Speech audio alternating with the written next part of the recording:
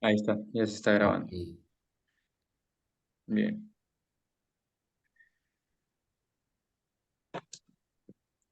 Ya, ¿quién va a compartir?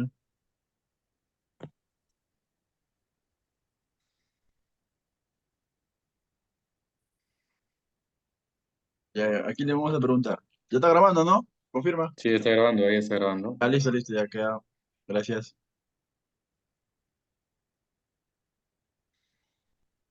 Empieza Isadora. Ya, ¿me escuchan? Sí, te escuchamos. Buenas noches, profesor, compañeros. En esta oportunidad nos ha tocado realizar la exposición de fisiopatología del ERCE o enfermedad de reflujo gastroesofágico. Los integrantes son Robin Flores Solano, Matt Isinagua Silva, Víctor Amenero, Karen Amaya y quien les habla Isadora Ramírez. La siguiente, por favor.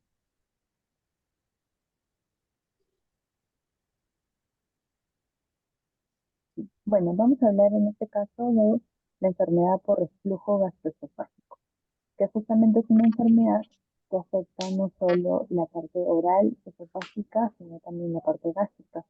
Entre todo esto, nosotros podemos tener una cierta inflamación en la parte del esófago, justamente por el reflujo gastroesofágico que viene desde la parte del estómago hacia la cavidad oral y esofágica en dirección hacia arriba. La siguiente, por favor.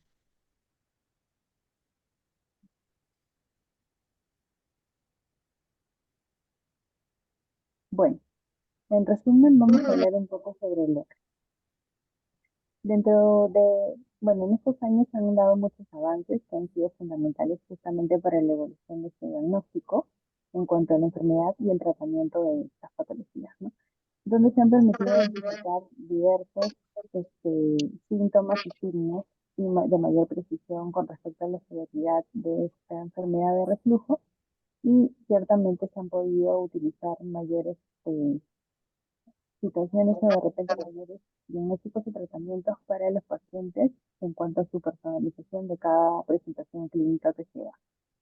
En el ERCE vemos que es una causa multifactorial, ya que se inicia, como vemos en la diapositiva, en el estómago, justamente por el contenido gástrico que se da aquí, pero nosotros vemos que hay cierta inflamación, entonces eso hace que este contenido suba hacia la parte esofágica, produciendo también esofagitis, que es una inflamación del esófago y que podría llegar ciertamente hasta la cavidad oral. Esto tiene implicancia también en el sistema nervioso central y periférico, que lo vamos a ver más adelante. Y también otra característica del reflujo, como podemos ver en la impresión del dibujo, es que presenta estas fibras de cierre justamente aquí, entre la conexión del estómago y el esófago, ¿no? Estas fibras de anillo que son también musculares, y este músculo circunferencial y el músculo longitudinal. Todo ello hace propicio que esta enfermedad se dé. Van a intervenir en esta fase con mayor implicancia el estómago, el esófago y también el cerebro por los distintos cambios o procesos que se dan. La siguiente, por favor.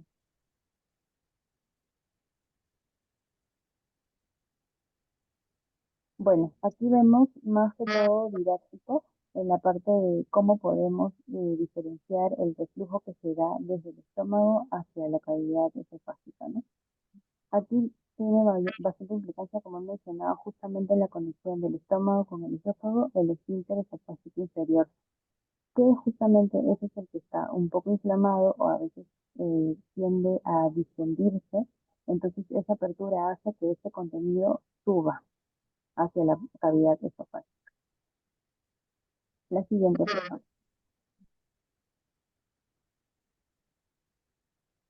Para ponernos un poco en contexto, vemos que dentro de la prevalencia de esta enfermedad afecta aproximadamente el 4 al 10% de la población mundial en general, siendo mayormente en las edades de adultos mayores, aunque también se presenta bastante en niños que tienen problemas gástricos y también podría presentarse en adultos, pero mayormente se da en la edad más avanzada, ¿no?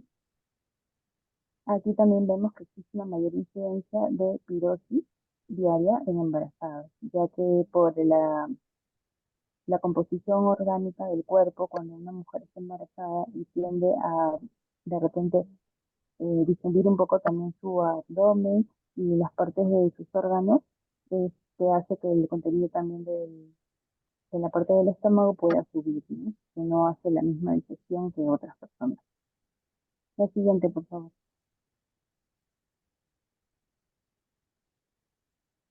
Mm. Aquí en definición podemos ver que la enfermedad de reflujo gastroesofágico puede definirse como esta entidad de síntomas, problemas suficientes como para afectar la calidad de vida del individuo, ya que es bastante incómodo sufrir esta enfermedad. También pueden presentarse lesiones o complicaciones justamente producidas por este flujo, que es un flujo retrógrado del contenido gástrico hacia el esófago, por las vías respiratorias y también por la orofaringe. Como vemos aquí podemos diferenciar entre el estómago sano y cómo se produce todo del contenido gástrico en el estómago, y cuando una persona tiene la enfermedad de reflujo gastroesofágico, que el contenido va a subir, ¿no? Porque este esfínter inferior permite que el reflujo, al estar abierto, permite que el reflujo suba. La siguiente, por favor. Solo para mencionar esto, porque luego van a precisarlo con mayor detalle, este reflujo gastroesofágico va a producir este desbalance de presión entre el esfínter y la parte abdominal. Justamente esta disminución de la presión del esfínter esofágico inferior, que es el aumento de la frecuencia de relajación de este esfínter, y también los relajantes, que hay ciertos alimentos que permiten la relajación de este esfínter. También como otro punto podemos mencionar que va a haber un aumento de la presión abdominal. De repente podría ser una de las mayores causas la obesidad, también como mencionaba el embarazo, y ciertamente el retardo en el vaciamiento gástrico también podría ser, ¿no? Personas que sufren de gastritis también lo podrían sufrir. Aquí como vemos están todas la mucosa del estómago y vemos cómo ese reflujo, que es el contenido verde, va a ir hacia la parte del esófago y puede llegar hasta la cavidad oral. La siguiente, por favor.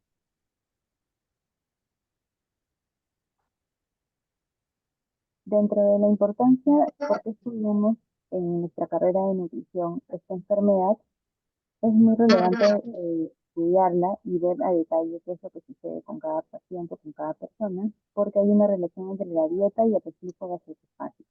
Tenemos que ser conscientes de todo lo que puede ocasionar para nosotros posteriormente poder dar una dieta en base a los síntomas y justamente también para reducir esta inflamación, ¿no? También porque hay un impacto entre la obesidad y el sobrepeso, y por ese lado podríamos educar a la población para que pueda llevar un estilo de vida más saludable y así pueda evitar tener esta enfermedad. También está como parte de la modificación de la dieta para el manejo de enfermedad de reflujo gastroesofágico, la identificación también de intolerancias alimentarias, porque hay algunos alimentos, como les comenté, que tienden a relajar ese esfínter, entonces pueden producir mayores complicaciones, y también la promoción de estilos de vida saludables, justamente para poder llevar un mejor estilo de vida y comer lo adecuadamente posible para nosotros. La siguiente, por favor.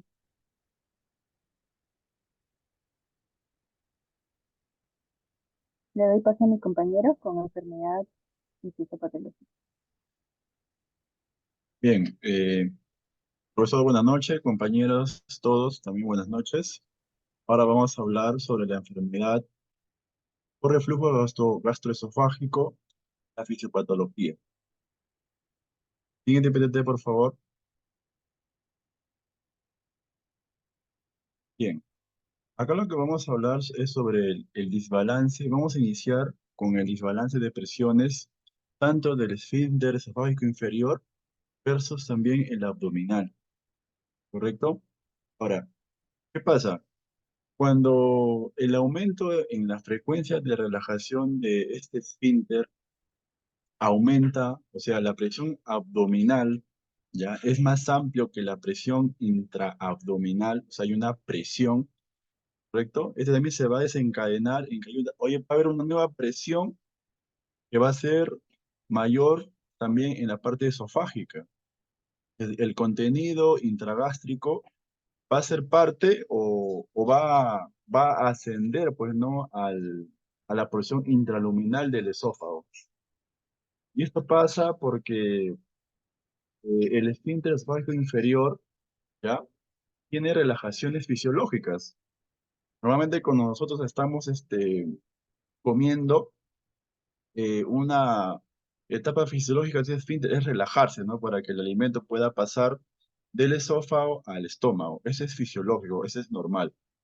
Pero esto se puede ver alterado porque aumenta la frecuencia, ¿no? De esta relajación y va a generar diferentes episodios de reflujo, ¿ya? Ahora, hay relajantes, ¿ya? Hay relajantes de este esfínter esofágico inferior que son los alimentos, como por ejemplo el café, el chocolate y el alcohol. Ahora, el café, ¿por qué? Porque este tiene cafeína y este destruye la barrera gástrica y potencia de esta manera la relajación de este esfínter, ¿correcto? Esos alimentos se prohíben en pacientes con síntomas clínicas de ERGE porque generan molestia y pues no, como mencioné, el aumento de la relajación de este esfínter, ¿correcto? También hay fármacos, fármacos que también van a contribuir, pues, ¿no? Para que se aumente este tipo de relajaciones de manera patológica. Por ejemplo, los fármacos que contienen un componente que se llama el calcio antagonista. Más o menos el nombre lo pueden deducir, ¿no? Lo que hace es estar en contra, pues, ¿no? Porque como el esófago es músculo, ¿no? Es un tipo de músculo liso, este componente, este fármaco, ¿ya? Para que el calcio ingrese, pues, ¿no? Al músculo, pues, del esófago. Entonces, este componente lo que va a hacer es, va a inhibir, evita que los canales de calcio ingresen y, pues, no se puede dar de manera normal la contracción de este esfínter, ¿no? De esta manera relajándolo. ¿Correcto? Luego tenemos el aumento de la presión abdominal. Acá tenemos tres puntos importantes, que es la obesidad, el embarazo y el retardamiento del vaciamiento gástrico. Bueno, con respecto a la obesidad, con respecto a la obesidad, eh, como mencioné al comienzo, pues, ¿no? Cuando hay una mayor presión, pues, ¿no? De manera exterior, la parte intragástrica, ¿correcto? Va a tener mayor también presión. Y eso va a hacer, pues, ¿no? Que el contenido gástrico pase al esófago, ¿no? Mayormente personas mayores de 40 años, o sea, ¿no? Normalmente, pues, ¿no? En esa edad, pues, ¿no? Se les recomendaría, bajar de peso, pues, ¿no? Para, a menos descartar, pues, ¿no? Por esa parte, pues, ¿no? El aumento de la relajación. Ahora, con respecto al embarazo, esto pasa por el crecimiento uterino, ¿ya? El crecimiento uterino aumenta la presión intraabdominal y puede presentar, ¿no? Casos de reflujo. Y esto se ve agravado por una hormona importante, pues, ¿no? En las mujeres en esta etapa de embarazo, que es la progesterona. Esta progesterona es un relajante del músculo liso, ¿ya? Y aumenta 5 veces el tamaño, pues, ¿no? Del útero y provoca compresión, pues, ¿no? En los órganos internos, ¿ya? Y esto, pues, no genera, pues, no reflujo en la gestante. Y por último tenemos el retardo del vaciamiento gástrico. Hay un volumen, pues, ¿no? O sea, puede comer, ¿no? En una etapa postprandial hay un volumen gástrico, pues, ¿no? Y esto está relacionado con la distensión, pues, ¿no? También del estómago, ¿no? O distensión, gástrica. Provoca un aumento del volumen o ocupa más volumen, ¿no? O sea, ocupa más volumen en el estómago, o sea, intragástrico, y esto también va a generar, pues, ¿no? Mayor presión intraabdominal. Y esto va a generar, pues, ¿no? Que haya reflujos, pues, ¿no? O paso, pues, ¿no? Del contenido del estómago al área intraluminal, pues, ¿no? Del esófago. Es importante mencionar que uno de los alimentos también que retardan el vaciamiento gástrico es las grasas. Entonces, como manera de recordaris, los alimentos, pues, ¿no? Que perjudican, digamos, o aumentan la relajación de este esfínter es el café, el chocolate, el alcohol, las grasas, ¿no? Y en caso de los fármacos, pues no olvidemos, pues, ¿no? El componente llamado calcio antagonista que se encuentra en medicamentos para personas que sufren de hipertensión. Entonces, si es que la persona tiene manifestaciones de reflujo, ¿no? O de ERGE, se debe suspender el fármaco o en todo caso, pues, ¿no? El cambio, pues, ¿no? El cambio del medicamento. ¿Correcto? Eh, Siguiente PTT, por favor. Bien. Luego acá tenemos, ¿no? Los desbalances, protectores y los factores lesivos. ¿Correcto? Eh, a ver, hay una secreción antiinflamatoria que esto provoca, pues, ¿no? Como una herida esofágica y esto produce una inflamación tisular,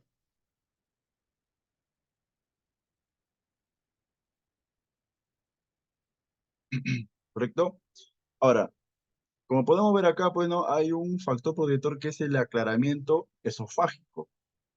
¿En qué consiste este aclaramiento esofágico? Lo componen dos factores, que es el peristaltismo, pues, ¿no? Y la saliva, ¿no? De la persona. Lo que pasa es que el esófago no está adaptado, digamos, ¿no? A tener contacto con el contenido gástrico, ¿no? O sea, el músculo o el tejido epitelial de este esófago no soporta la acidez, pues, ¿no? Del contenido gástrico. Por eso hay un mecanismo que evita la lesión si el contenido gástrico pasa a nivel esofágico. A eso se le denomina aclaramiento esofágico. Ahora, tenemos tres tipos de peristaltismo, ¿no? El primero es el oral.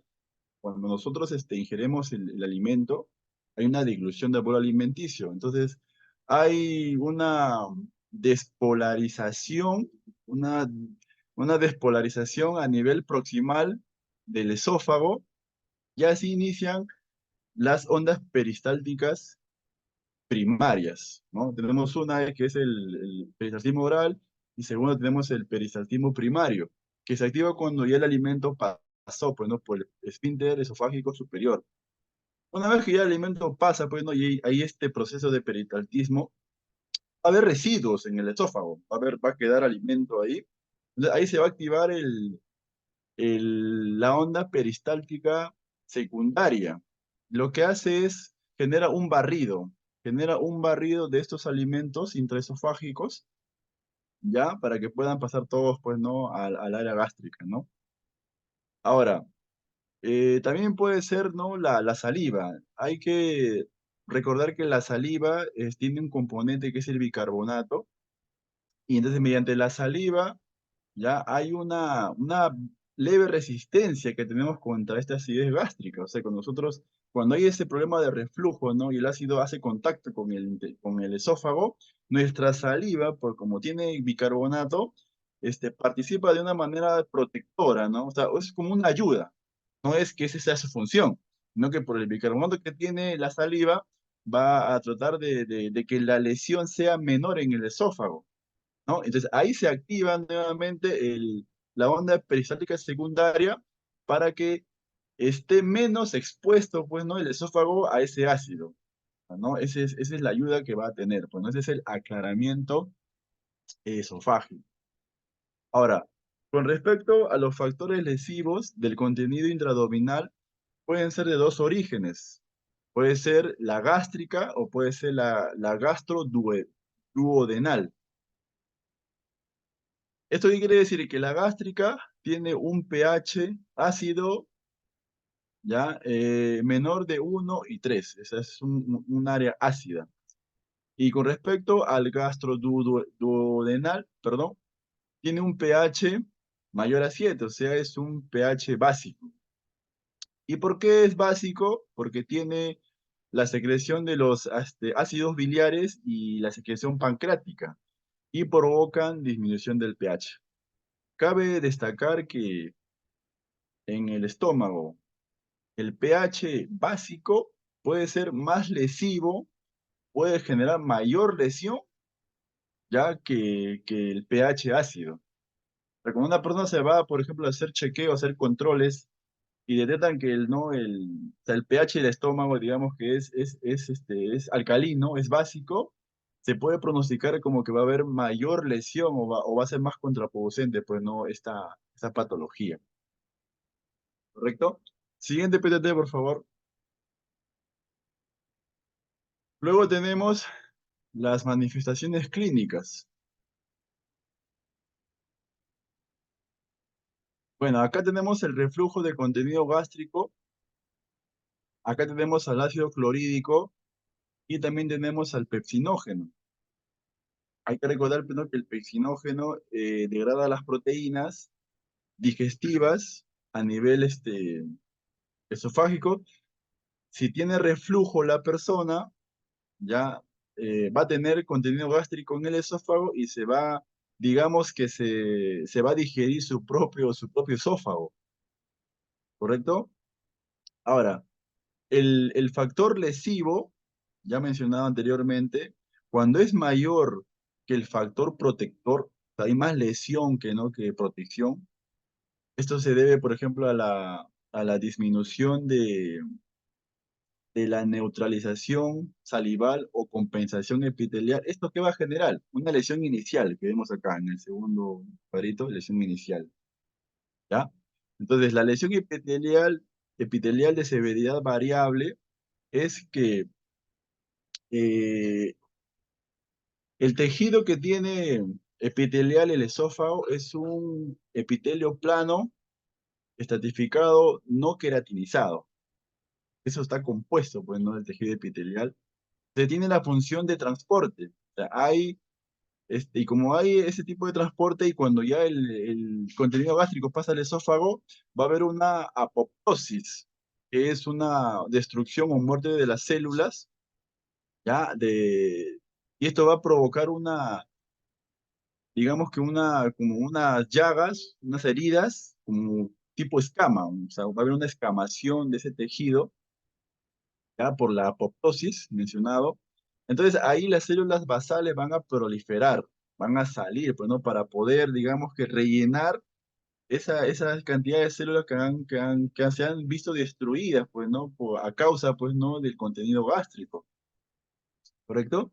Entonces, de esa manera, pues, ¿no? El contenido gástrico degrada, pues, ¿no? Las células del epitelio esofágico. Ahora, ¿qué más? Luego tenemos acá abajo la inflamación tisular que ya lo había comentado al inicio. Entonces, hay una secreción, como les decía, hay una secreción de citocinas. Eh, y como hay herida, ya, esofágica, se produce una inflamación tisular. Vemos acá en la parte de abajo.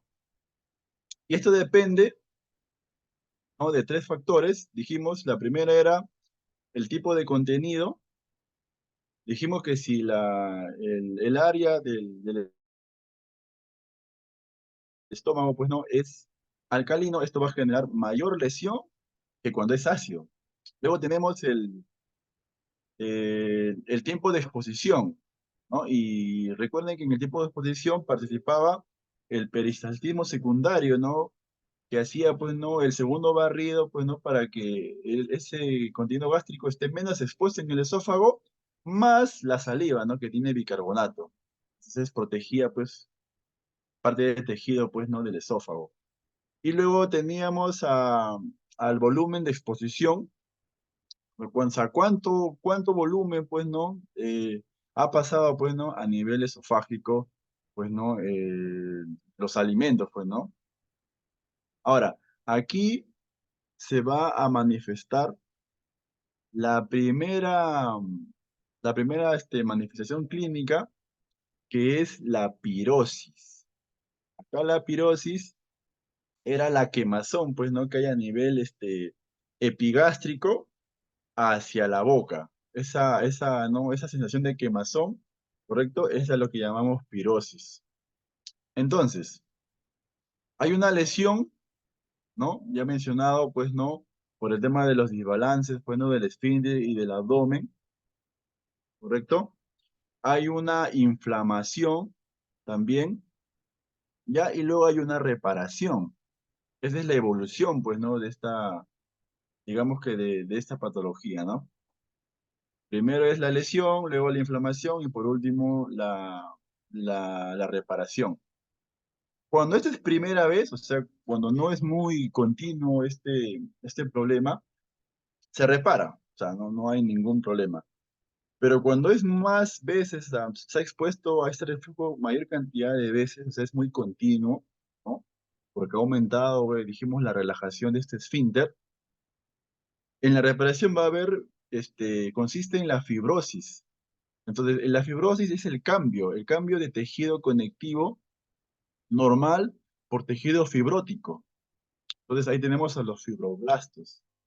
Y el más importante de los fibroblastos a nivel de reparación se llama miofibroblastos. Miofibroblastos, ¿correcto? Que tiene la capacidad de, digamos, contráctil, es decir, todos los procesos fibróticos se contraen. ¿Ya? Entonces, eso va a haber en la parte de reparación. Pero también hay un detalle muy importante, que cuando se genera esta fibrosis, lo que se va a hacer es como que sanar, ¿no? Esa parte donde ha habido daño del tejido epitelial, ¿ya? Y este va a reducir también el tamaño, pues, ¿no? Del esófago, o sea, ¿no?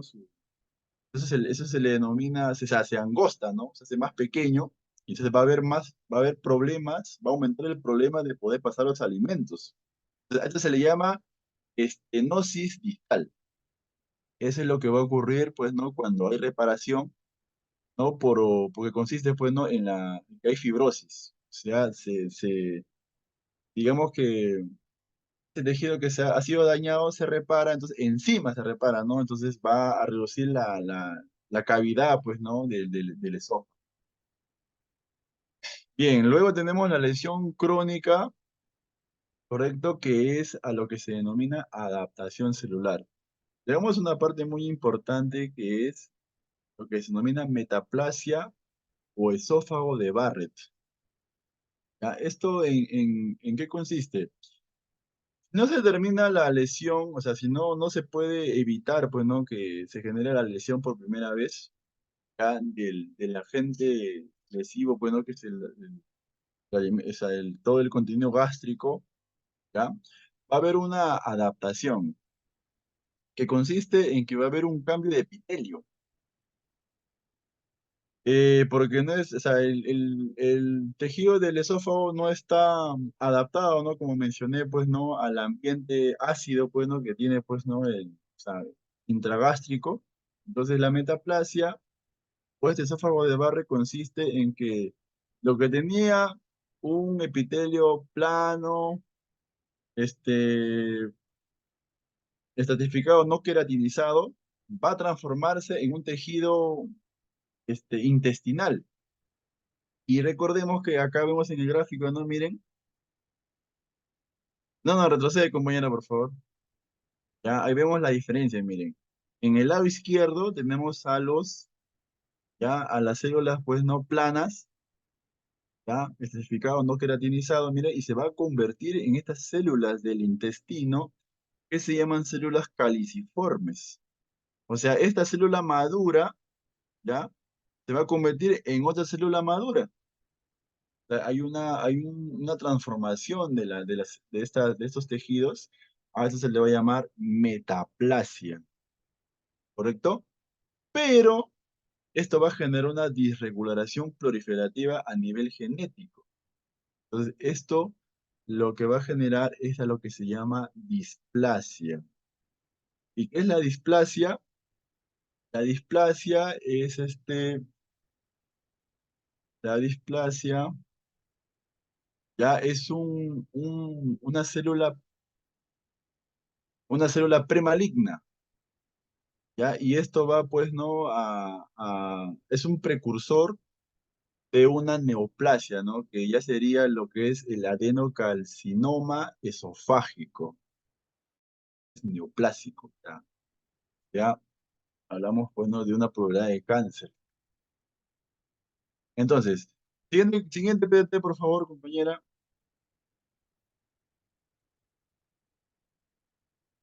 Gracias. Y acá tenemos las manifestaciones clínicas de esta patología y tenemos, pues, ¿no? A los síntomas esofágicos y también tenemos síntomas extraesofágicos. En el esofágico dijimos que había pirosis, o sea, había el quemazón, pues, ¿no? A nivel epigástrico hacia la boca. ¿Ya? Eso también se llama epigastalgia. Bueno, o también hay, pues, se manifiesta por dolores torácicos. ¿Correcto?